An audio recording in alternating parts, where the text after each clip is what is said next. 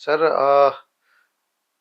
अभी जैसे आप आर्मी में गए तो कभी कोई मिशन कोई ऑपरेशन किसी को आपने लीड किया हो उसका कुछ बताना चाहो सर। सो मिशन तो बहुत होते हैं। जैसे मैंने जब से ज्वाइन की फौज, हम्म। कोई मेजर लड़ाई नहीं हुई हम्म। पाकिस्तान या किसी और के साथ। हम्म। जैसे चाइना था हमारा हम्म। नेबर, मगर कारगिल की का युद्ध था। हम्म। और फिर ऑप पराक्रम हुआ जिसमें एक्चुअली लड़ाई नहीं हुई, मगर हमारी फौज 9-10 महीने बॉर्डर के ऊपर डिप्लॉय रही। रही।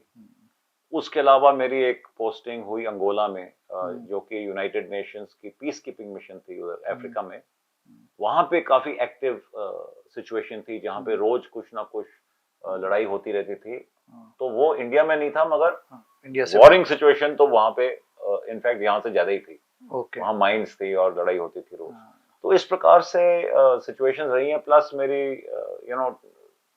JNK में पोस्टिंग हुई है, हम्म। तो वहां पे आपको पता ही है कितना टेररिज्म चलता है। बिल्कुल बिल्कुल सर तो बिल्कुल। इस प्रकार से एक्सपोजर रहा है। मगर अगर आप कोई स्पेसिफिक चीज जानना चाहते हो तो मैं आपको एग्जाम्पल अंगोला का ही बताऊंगा, वो बेटर है। हाँ क्योंकि जी। वहां पे क्या था कि दो फैक्शन बन जाती हैं। हम्म। जैसे जब वहां पे, जैसे इंडिया में पहले ब्रिटिश थे, उन वहां पे जी। पोर्चुगीज थे। जी।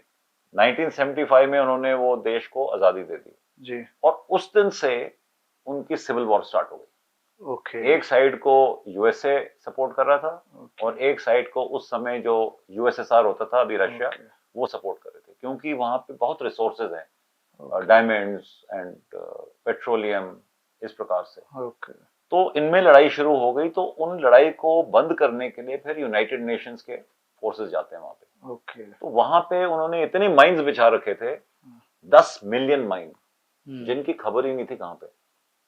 तो हर पांचवा छठा जो अंगोलन मिलता था हम्म। उसकी टांग उड़ी हुई थी होती थी। क्योंकि वो कहीं ना कहीं माइन के ऊपर उसका पांव आ जाता पाँव आ था, जाता था। जो हाँ। क्या बोलते हैं उसको, बारूदी सुरंग पे। हम्म। तो एक दिन हमारा काम होता था जहां भी लड़ाई हुई है, हम्म। अगले दिन उधर जाके सुबह चेक करना किसने फायरिंग की, क्योंकि उनकी हम्म। सीज फायर करा रखा था। हम्म। लड़ाई रुकी हुई थी, हम्म। मगर वो एक दूसरे के ऊपर गोलियां चलाते रहते थे। हम्म। तो एक दिन ऐसे ही रात को फायरिंग हुई। अगले दिन सुबह मैं जा रहा था फायरिंग चेक करने के लिए कि किसने फायर किया। हम्म। तो मैं गाड़ी चला रहा था, मेरे साथ एक जॉर्डन के कैप्टन बैठे थे, हम्म। और पीछे अंगोला, दोनों साइड के हम्म। रेबल और गवर्नमेंट के जो लेजन ऑफिसर होते हैं, हाँ जी। वो बैठे थे। तो बातें करते रहे। एक हमने राइट टर्न लेना था, हम्म। उसने बताया नहीं मेरे को टाइम से राइट टर्न, तो हम सीधा निकल गए और हम माइनफील्ड के अंदर घुस गए। ओ। और सडनली वो पीछे से ओ। चलाने शुरू कर दिया, मीनस मीनस। ओ। मीनस पोर्चुगीज में माइन को बोलते हैं मीनस। ओके। तो मैंने ब्रेक लगाई और हम तकरीबन 20 से 25 मीटर हम्म। माइन फील्ड, जो सड़क थी, हम्म। सड़क ही थी मगर उसमें माइन लगी हुई थी, हमें नहीं पता चला, उसके ऊपर आ गए थे।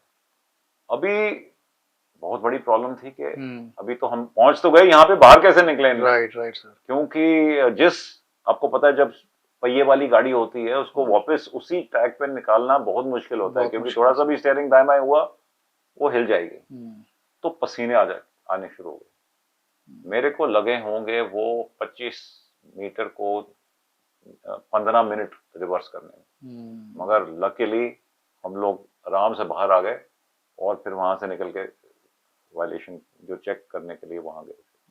तो इस प्रकार के ऐसे कई वहां पे बहुत सारे बहुत इंसिडेंट होते सारे रहते हैं, रोज कुछ ना कुछ होता था वहां पे। बहुत सारे रहे सर। बहुत एक्साइटिंग आज था। के टाइम में तो सर आतंकवाद बहुत ज़्यादा कम हो गया। आपके ज़माने में तो बहुत ज़्यादा था। हाँ। उस टाइम में बहुत था।